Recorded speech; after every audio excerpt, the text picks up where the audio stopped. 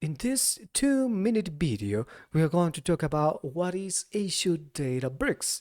So, Azure Databricks is a high-performance Apache Spark-based platform that has been optimized for the Microsoft Azure cloud.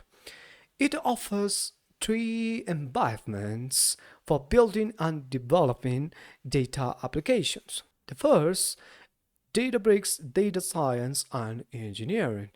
This provides an interactive workspace that enables collaboration between data engineers, data scientists, machine learning engineers, and business analysts, and allows you to build big data pipelines.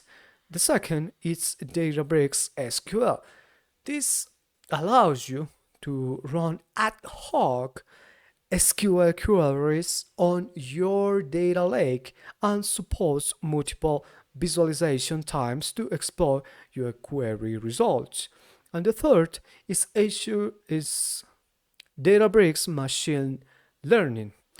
This provides an end-to-end machine learning environment for future development, model training, experiment tracking, along with model serving and management.